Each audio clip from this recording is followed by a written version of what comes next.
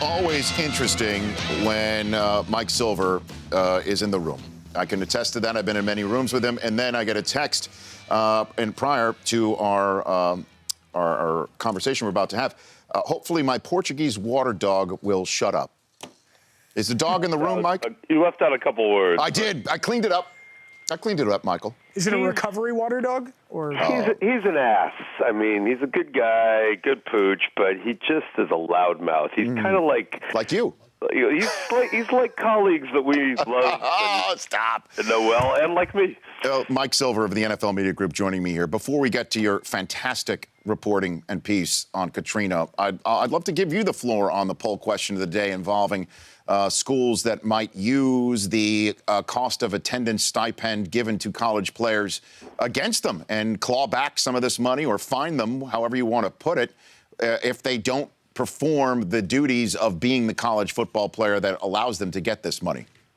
Yeah, I mean, it kind of reminds me of, like people now who are coming out hard against gay marriage, like people who just don't realize that there's been an irrevocable shift in societal thinking and are now doubling down on losing battles.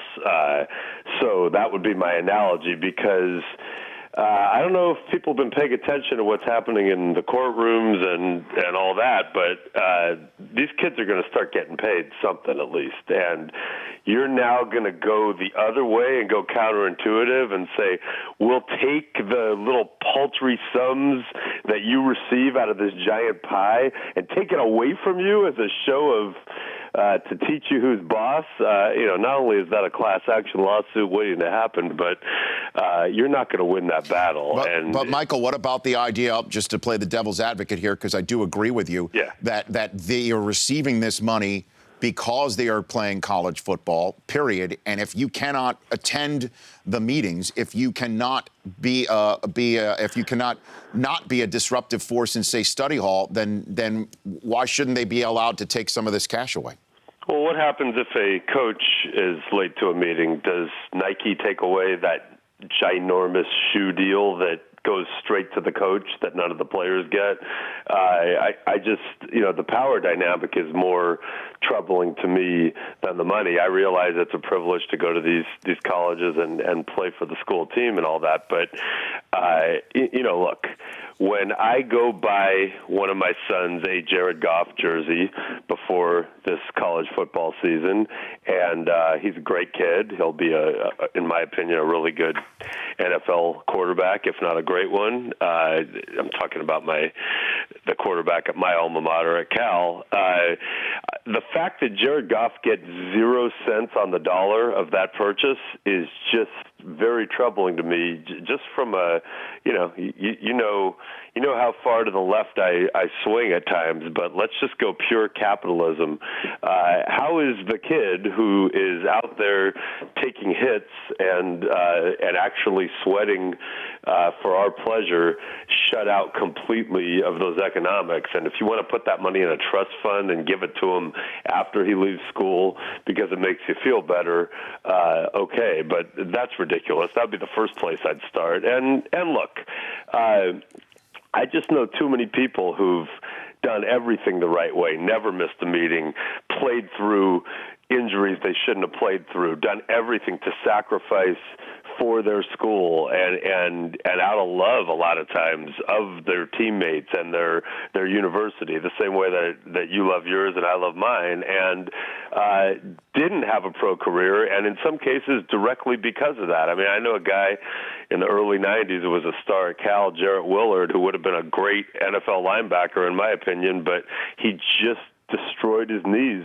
playing high-level college football, and he went to camp with the Chiefs for a little bit, and he was never the same guy. And, he might do it again. That's the way he's wired, but those guys don't get rewarded at the end of the rainbow. And it just, the fact that somebody would turn around and take money away from players who aren't getting paid is staggering to me. But I applaud them because it gives us a chance to keep the spotlight on this issue. Mike Silver, NFL Media Group, joining me here. All right, NFL.com/afterthestorm. Everybody has to go there after this conversation. to read your stellar piece, a centerpiece of the NFL Media Group's coverage of the 10th anniversary of Hurricane Katrina. So you were there on 10 years ago on this day or on this weekend, Mike? Yeah, Rich. I mean, one of the heaviest experiences of my life. And, I feel like Jeff Spicoli should pop on right now and go, "You work at Sports Illustrated." And I'd be like, dude, that was 2 jobs ago. But, yeah, back then I was still working at Sports Illustrated. And the Saints were in Oakland on the Thursday as Katrina was hitting the Gulf Coast, and that was their preseason finale. And my bosses said, "Hey, go to the game, and I don't know what you're going to do, but write something." And Jim Haslett, the coach at the time, gave them 72 hours to do whatever they were going to do before reporting to their new home in San Antonio, which became their home for that season. So it was obviously a crazy and unsettling time. And I ended up the next day at the Astrodome, where there were tons of evacuees in Houston, with Joe Horn, who was their star receiver, went to Jackson, Mississippi, and then around Mississippi with Deuce McAllister and some other Saints like Fred McAfee went and checked out shelters and heard stories and couldn't believe it. And then the next day, Deuce McAllister and I went into the city with some Salvation Army rescue workers and actually got into the heart of the city, and it was just an unbelievably sad experience, but there was also an incredible amount of anger at the lack of responsiveness, and against all odds, because I know Joe and Deuce and I all went in thinking football was the least important thing in the whole world at that moment. Against all odds, we all came away feeling like there was some weird connectivity to the Saints that people who were going through that, some people wanted to cling on to during that time. It may be just to give them some sense of normalcy when they felt so detached from reality. And so all of that is in the story and some of the experiences. I know SI.com today, I think, is going to rerun the long piece I did for them 10 years ago. I wrote a bunch of stuff for the magazine too. But it's just an incredibly tragic thing that happened in our country. It does tie into football, and I'm really proud to be part of that package that, Mark Kriegel and Andrea Kramer and others did such great work for. Mike Silver, NFL Media Group, joining me here on the Rich Eisen Show. So 10 years later, what's the difference? I mean, is that a fair question to ask with about New Orleans? I'll say this. First of all, there was a real fear, as you remember, that the Saints were going to leave before Katrina hit.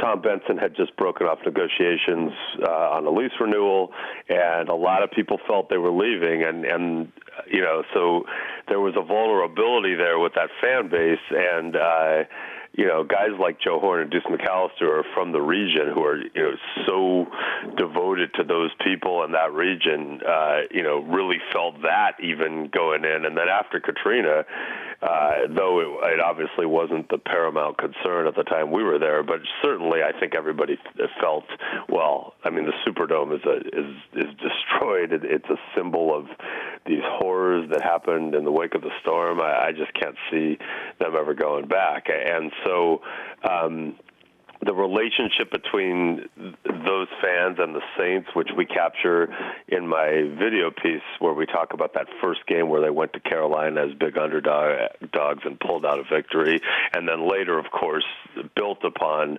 in memorable fashion, Steve Gleason with the punt block in the first game back, and Sean Payton and Drew Brees ushering in an era that culminated with that Super Bowl. So the good news is that the NFL understood the landscape and did the right thing and made sure, and so did Tom Benson. Let's give him credit, too. Everybody, Paul Tagliabue, Tom Benson, the other owners, the city, the people, everybody kind of came together and made sure that what could have been yet another byproduct of one of the worst tragedies we've had in this country ended real happily on a football perspective. Mike Silver, NFL Media Group. I have a minute left. The preseason week number 3.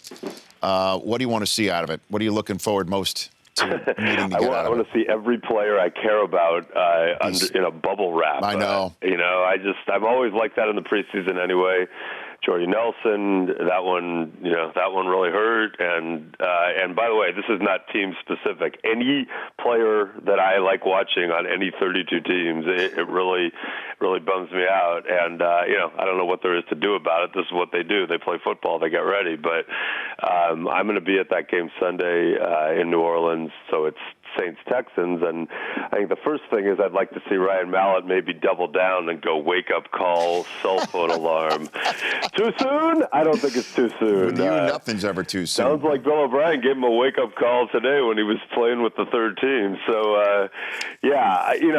I'll be at that game, and honestly, it's kind of like look away. Like, I just don't like I just don't like it. I just care too much about all these guys being on the field. Mike, thanks. Take care of yourself. We'll see you soon. Appreciate it, Rich. No, you too. That's at Mike Silver on Twitter. The Rich Eisen Show, weekdays at noon Eastern. On Audience.